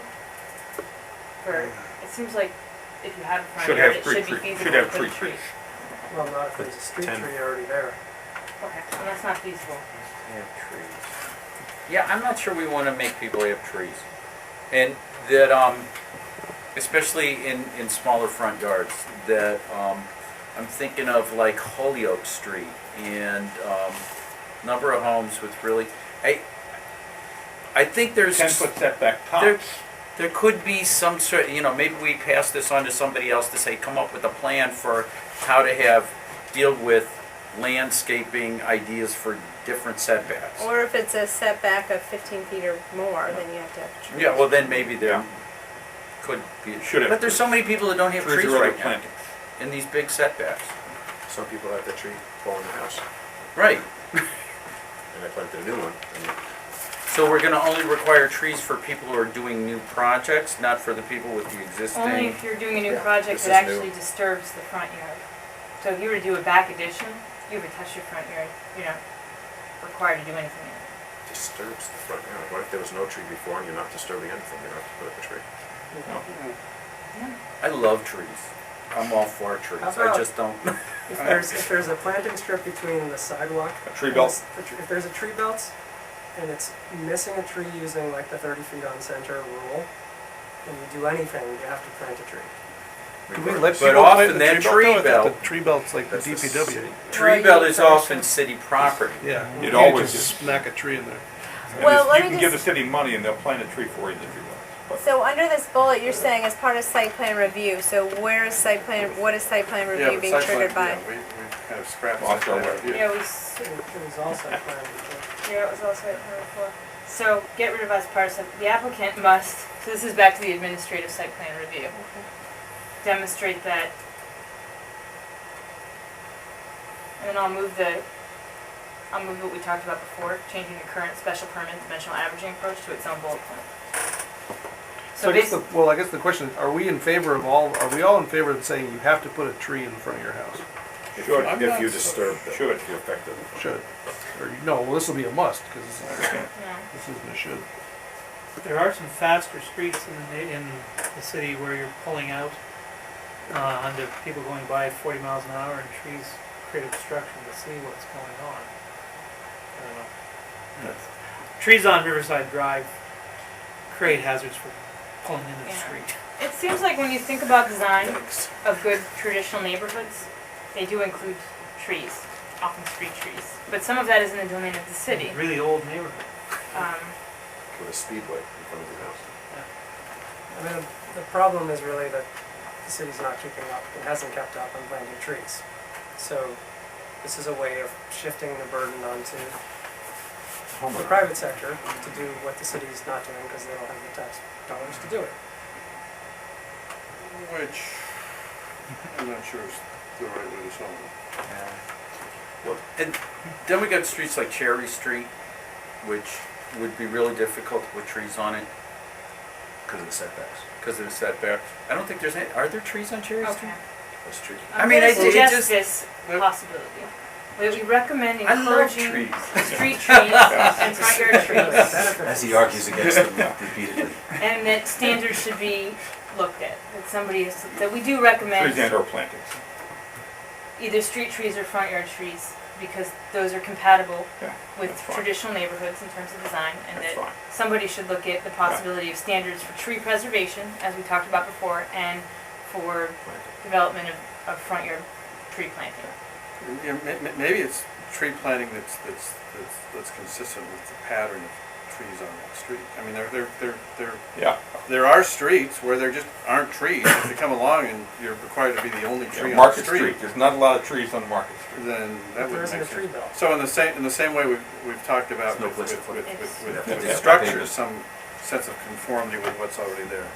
Maybe That's what the, we that's should be the thing doing we're with doing with trees. everything. That's what we're trying to do with design standards in Yeah. general. We're not just trying to say, Yeah. there's no trees here, but you need one. That's Well, all. or the alternative is maybe a recommendation that the city needs to reinvigorate its street tree Yeah, planting we're gonna program. tell the Board of Public Health what to do. We can tell the city Yeah, what to that's do a good about way to- Got it. The planting city trees. should And the city reinvigorate its needs to street tree reinvigorate its plan. street tree plan. Because that, I mean, then you get it, I mean, there's so many situations Yeah, in Ward 4 and Right, right. 2 and 1 that also include URC, where you need to have trees in certain locations yeah. and not in every lot. We're losing Okay. tables all I've got both of those. All right, Okay. we did it.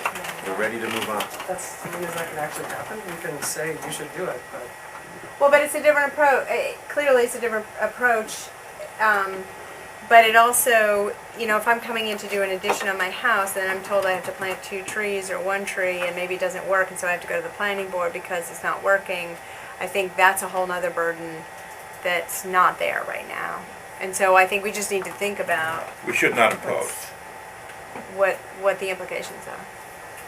I So like I've got- Dennis's if you're idea, doing a project of a certain size, it makes sense that you should have to plant a tree if. especially if the street, depending on has- what the pattern is on that the street. street has them, then And I that think, should you be. know, if we require street trees for King Street, we should require them in residential neighborhoods as well. So I am gonna keep what I said then earlier, that we would like to encourage street trees and front yard trees as compatible with traditional neighborhoods, and that standards should be developed That's fine. for front yard trees and tree preservation. We like trees. Jim's specialist. I don't think we're gonna get to the point of agreeing on standards, because there's this No, street, no, and but there's I that street. we're think not there's gonna get consensus that we like trees. Okay. Develop a design guidebook with detailed, non-binding design guidelines. Does anybody have anything on this one? I think this one is pretty straightforward. Well, and it's not unlike what the elementary statistics has already done. Well, except your third bullet, when you raise the issue yourself of whether you can do it. Provide the examples of typical, are there any There would have to typical? be quite a lot of. That's a big uh, range, so I don't know about that. Well, it's the same as bullet 1, illustrate appropriate. I don't know what appropriate is, since we Yeah. have such an eclectic mix in all the different neighborhoods. Maybe But you I could think- put something in there about, exhibiting the range of. Okay. But how is that different than asking somebody to just drive down the street and look what's there? Well, there's a difference between driving down the street and driving down the street with a vocabulary. You comprehend what you understand, and you can give enough vocabulary and understand it better. Adam? I think Springfield, or at least Dietz and Company, came up with some very interesting design guidelines for Springfield, which didn't precisely say you has to be in this particular architectural style, but there's certain guidelines like, here's where you should put your utilities so it's not shockingly ugly and in the front of your house. I mean, things that are sort of more generic, but I think would be really viable and generally make sense, and it's nice to give a little guidance to the home builder.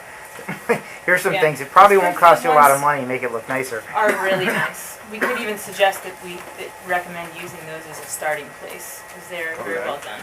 But I would also argue that they're actually too detailed and too prescriptive, because they really focus more on historic neighborhoods, and we don't really have, I mean, That's true. we have Elm Street, and we don't have really a basis of saying, you know, you need to have overlap over the brick, I mean, you need to have window trim that's 2 inches and all that stuff. I I would would be, say one example is, Yeah. leave it at that then. yeah. The starting place would be to pull the relevant parts of the Springfield standards. But the fourth one seems really important, and we've not done enough with it in these years, the green building principles, design things that can give you good clues. Well, the building code's got a bunch of incentives to be green. Yeah. The code does itself, so. Anything else on this one? We can try and streamline this a little bit. Well, the last one was sort of took care of just now by talking about the various existing things, the one we have different neighborhoods. Yeah. I think the first round's gonna have to be a broad approach. And we already have the elementary certificate sample, but, Okay, Not the so with 15 minutes left, Okay. we're gonna dig into the actual dimensional changes. We're not gonna get through all of this today, which means that it's gonna one more meeting. go into the next one, and we also need to cover the future of the ZRC, a discussion with everybody present this time, and what we want to say and send to the planning board about that discussion, and then some sort of a final version of everything okay. padded together and looking nice and pretty. Does this seem feasible that we can do this in 15 minutes today, in 2 hours, in 2 weeks? we wanna just try and then see if we need an extra one at the end of next meeting? Yeah. And I can bring a summary final report, you know, that pants what we have together. We'll get through the rest of this and then see where we get with our discussion, and just decide if we wanna have one more. Okay. Do you think it's worth having us have, however far we get, revamped by you Yeah, between now and then as well? definitely. Bring all the changes. I don't mean bring them, I mean have them out to us with a week before. Yeah. Not the day before. So my overall question, I guess, about all 4 districts is I understand what the specific changes you have suggested are. How many more, what percentage more of buildings would become compliant? I think that's a great question. That's something the planning department will need to look at to Okay. figure it out. You guys haven't looked at that, you don't know. No. Okay. Well, you Because had a we've number looked for the, Well, it was 70% We've conforming looked by at it. lot size. Yeah, we've looked at things in Would conform isolation. by lot size. Yeah, we've Oh, looked that's a at, big improvement.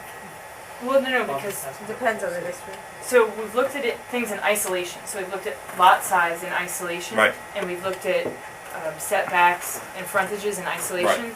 But we haven't actually done the analysis today, taken all together. But in lot Where's size, this it'd gonna make a get big us? difference.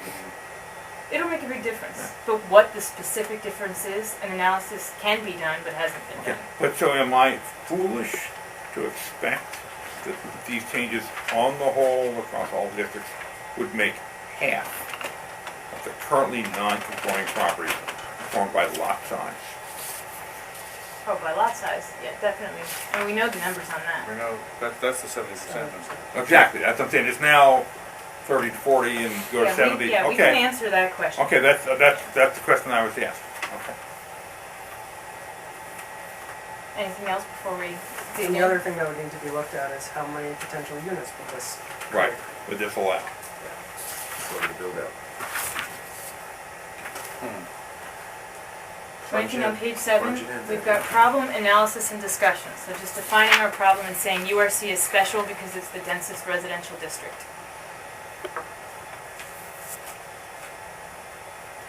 You don't scare anybody with the word plentiful, right? The one thing I would add, that I think URC is more complicated than the other, Yeah. like when you say URA, I can picture a street, what it is. street with Yeah. trees, nice setbacks, garages. URC, it's kind of all over the Very place. diverse. Yeah. And I think that's what makes it difficult to box in. Yeah. Okay. Can add that. Anything else on this page? And we might say multiple instead of plentiful, is that what you were suggesting, Tom?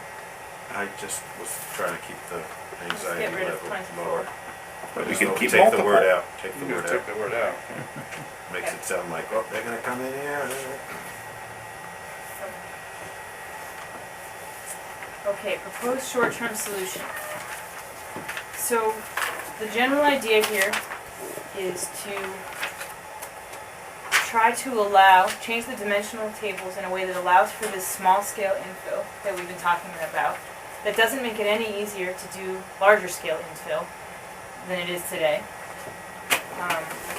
And that doesn't allow for the splitting of lots. So that you could have, say, flag lots where you split the front and the back of the lot from each other and have a flag lot where a whole new house goes in and what people perceive to be as open space because it makes the neighborhood feel open and less dense. So that's the goal. And how well we achieve, I think it's achieved is partly, some of it, there's gonna have to be some analysis, as Dylan said. So we're proposing here that we set the frontage and lot sizes as follows. Frontage, 65 feet. That's actually the standard that was in for the zero lot line developments. And lot size, 30,200 square feet. So 70% of existing properties have lot sizes of 3,750 square feet above. So the outcome of this would be that you would need double that and double the frontage. So you would need at least 130 square feet of frontage, 130 linear feet of frontage and at least 6,400 square feet of lot area in order to be able to subdivide your property into two. redevelopment. So that's the thing that, that prevents splitting of lots. Of course, when an existing structure is there, that also kind of prevents it, so there's other things in place that prevent it. But what this does do is this proposes to detach. Right now, we've got, our density is linked to lot size. So currently, our dimensional standards say you get 1 unit per X square feet, per 6,000 square feet. So what this is proposing is saying, still keep a minimum lot size, but it's not attached to the number of units on the lot. The number of units has more to do with these performance-based things we've been talking about.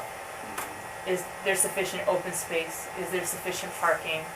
Have you met your setbacks, and so on? So that's the general gist. And then there's sort of, I think, some discussions maybe in the details that need to be had, particularly relating to open space. Or does anybody have any questions at this point? My question was, a bunch of the tables, there's front setbacks at 10 feet max min. I don't know what max min means. That's a build to line. It would be at 10 feet. So it's a big question. Do we want to have, currently we have a minimum front setback, Yeah, so you can build as far back in your lot as you want. Do we want to have a maximum front setback, okay. which brings the buildings close to the street? And which in certain cases would be absolutely desirable. And the other thing, just to be utterly clear, these would only apply to 1 to 4 family homes. These new dimensional standards wouldn't apply. It would just be Yeah, yeah. basically one line in Yeah. the use tables, in the dimensional tables, Yeah. would be changed. Well, there'd be some combination in order to get 1 to 4 families together, but basically, it would be a very simple change to the dimensional standards. So the same dimensional standards for larger infill would just Right. keep happening. The ones that are today, this doesn't propose to change any of that. So we have to actually see if we have consensus about, so, I mean, like that first one, 10 feet max min increase to 20 feet max. We Well, ever- before we were talking about dimensional averaging, why wouldn't the dimensional averaging Apply there, yeah. apply here? Right. So Yeah. the design guidelines say the street is, 40. What are you gonna, So I think the problem with dimensional averaging as your sort of your baseline is it means everybody has to go out and measure every house on the street, which kind of requires a trespass, unless they get their neighbor's permission. So in the places I've talked to which have only dimensional averaging, they find that it's problematic. So far, we've talked about dimensional averaging as a relief valve. So if you don't want to or can't meet whatever the appropriate standard is based on the district, you have an out, basically. So can you explain the 20 maximum again? I think I'm on the entire, what's the logic of going from the 10-foot max min to the 20-foot max? If you can come up with some really great reason why your house should be 20 feet back. I But then think you there have are to a go lot and of, get a special permit to do it. I think there are a lot of blocks in the URC that are 20 feet. I don't think that, there are a few blocks here and there that you could say, yeah, they're 10 feet or less, but URC is, So then that would get you into, for those places, a dimensional averaging approach. Well, well, but why, but then you're You said it saying, already exists. if they're already existing, so why you're setting up a threshold then that everyone has to go through special permit, whereas today they don't because we don't have a maximum. So I guess, That's I what I'm guess asking. you need to explore the theory more about why you'd have a maximum in the district. That's It a doesn't city, seem like right? it's the issue. The issue, I thought, was more or less conformity with the setbacks that are there. Yeah. And And we on could some consider street, this- yeah. maybe there's some 20-foot streets, there's some 9-foot streets. In general, since URC is platted already, and there's not gonna be new streets in URC, it's true, there are existing setbacks on different streets. We Yeah. could just go straight Yeah, out that's with right. a dimensional averaging approach in URC. But what would be the purpose of setting up a whole, requirement for someone to come in, and why not just have a Just do it by minimum? right. Oh, just a minimum. Yeah, Because they're trying to not let it get too far back. Because people think That's the the logic. maximum is as much of an issue as the minimum. That's why you raise In it. fact, I think it's more of an issue than the minimum. but how many new structures are you actually gonna get where that's gonna be an issue? in URC. how many Except for that living one on structures are you gonna get where the maximum is gonna be an issue? It's the same argument both ways. So why have setbacks at all? Then why? Setback requirements? Except for Dennis's point that you wanted to, when your stuff is conform to the street, so can we do something that just gets back to either Well, we averaging could- or something, Yeah, we could just say by right in URC, it's within 5 feet of whatever exists. the average on your side of the street of the Bingo. 5 houses on either side. Done. Yeah, I like that idea. I think Bingo. that's certainly the cleanest for us, but it's the most difficult for the applicant. Oh, because of the trespassing issue. Well, That's It's true. by special technology, the laser. Yeah, then we measure. don't Google Earth. I mean, do you have, could they come in and, but then they're gonna come in and ask you.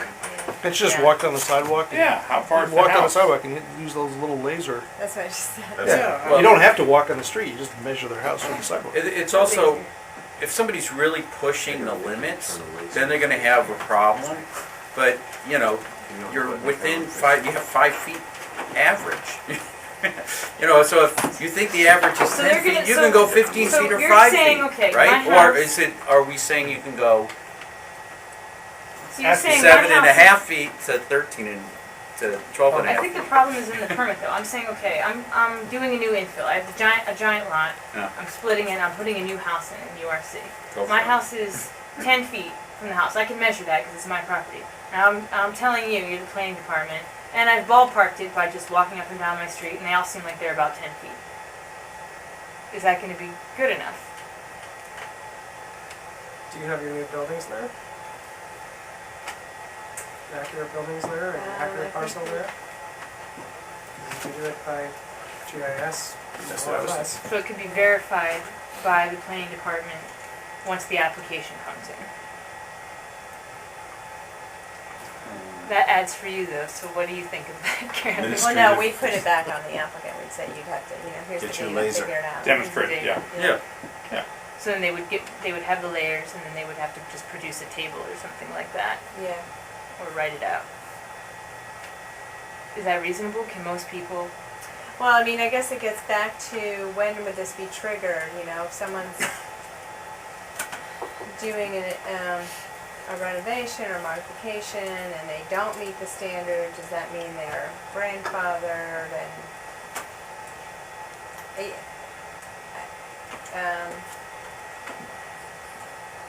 I mean, yes, it's doable, I just would think I think the rationale for it needs to be pretty clear and that we need to test it, because I don't know if, I don't know how much, I don't think we've gotten any feedback from anybody about whether or not this makes sense. Well, can you put that in there? This needs to be tested. We don't have to finalize. I think we could do the rationale for it and we'll say Yeah, yes, yeah. it needs to be tested for. I think it's a good that's idea. clear with the whole thing with the dimensional standards, is they need Yeah. to be tested a little bit Yeah. before they actually get implemented. It doesn't look like it gets. So, And I would say we should stop now and talk about our future.